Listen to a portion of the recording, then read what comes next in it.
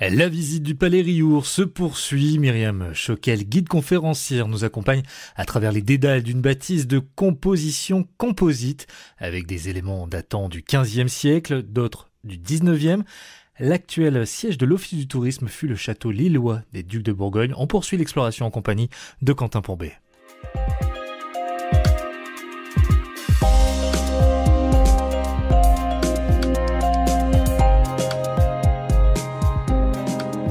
Alors, Myriam Choquel, nous avons passé cette salle de garde, on est entré dans une petite pièce attenante et on s'aventure maintenant dans l'escalier de Saint-Gilles, fait donc selon le modèle... Saint-Gilles, dans le Gard, si je ne m'abuse. Voilà, alors regardez un peu cet escalier, vous avez une pièce centrale qui ne bouge pas, c'est cette colonne en briques. Appréciez l'arrondi, peut-être cette colonne de briques qui va grimper jusque là-haut, sur laquelle on va accrocher, si vous voulez, l'escalier avec ces grosses pierres de grès. Mais le dessous de l'escalier, regardez le travail de la brique qui va épouser l'arrondi un peu de cet escalier en colimaçon, hélicoïdal. C'est vraiment un travail... vous allez retrouver ce travail de la brique aussi, là c'est le XVe siècle, mais à la Vieille Bourse. Quand vous regardez sous la galerie, l'appareillage de briques n'est pratiquement jamais le même. Soit en quinconce, aligné, en rond, etc., etc. Le travail de la brique, c'est vraiment les artisans qui peuvent le réaliser ici au XVe siècle, à la Vieille Bourse au XVIIe siècle. Et puis donc on grimpe, vous voyez. En réalité, c'est cette tour que vous voyez de l'extérieur en brique, c'est la tour de garde des joyaux. Alors à la base, elle est assez imposante, et puis elle va en diminuant. C'est subtil, on ne voit pas très bien que ça diminue.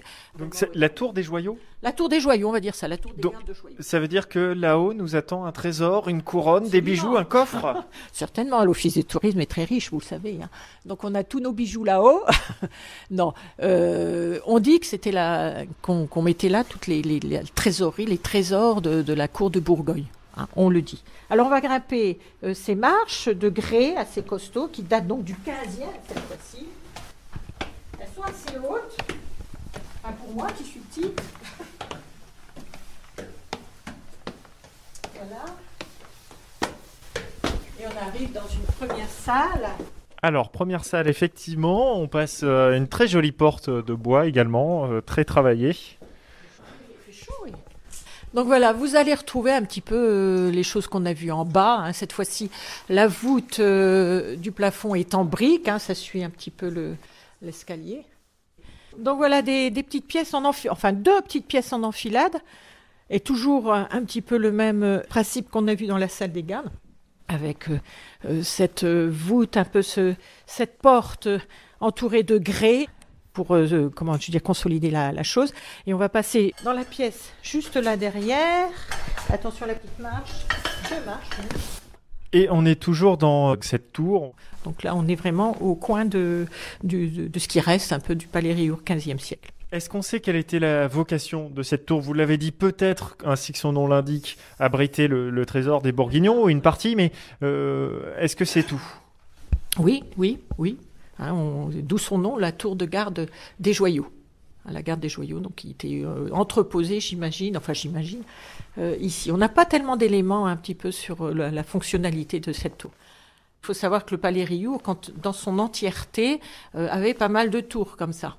À l'intérieur, donc la tour, l'escalier d'honneur, qui était une tour en réalité dans le coin de la cour, et puis des tours comme ça pour montrer encore l'élévation de ce palais fastueux des Ducs de Bourgogne.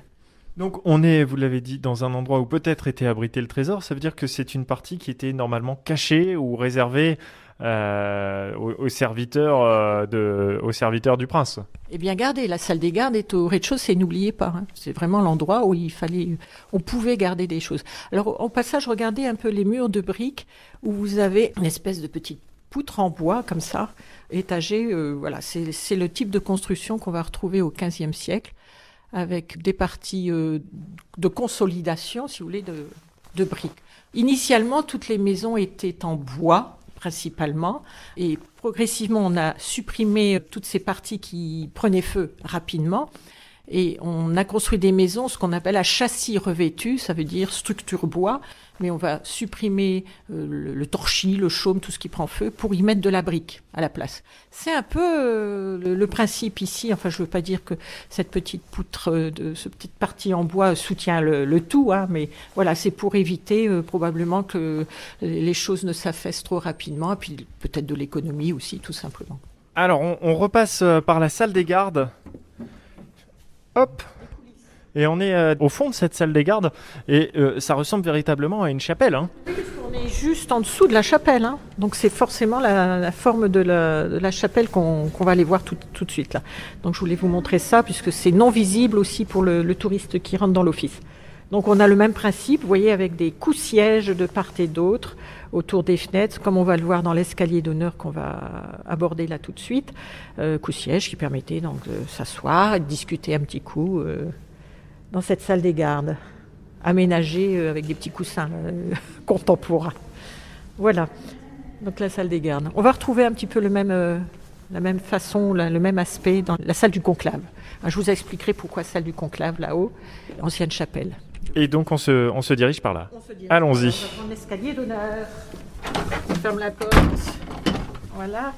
Alors on arrive à nouveau devant un escalier parallèle à celui qu'on a emprunté tout à l'heure, avec une grande porte en fer forgé. Escalier avec des... On va commencer à s'engager dans cet escalier avec des paliers intermédiaires.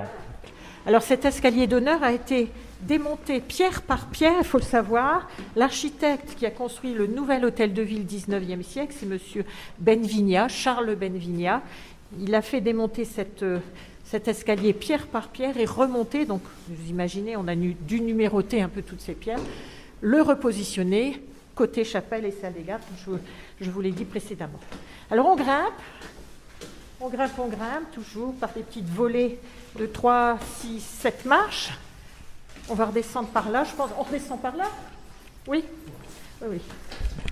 On va pas trop loin.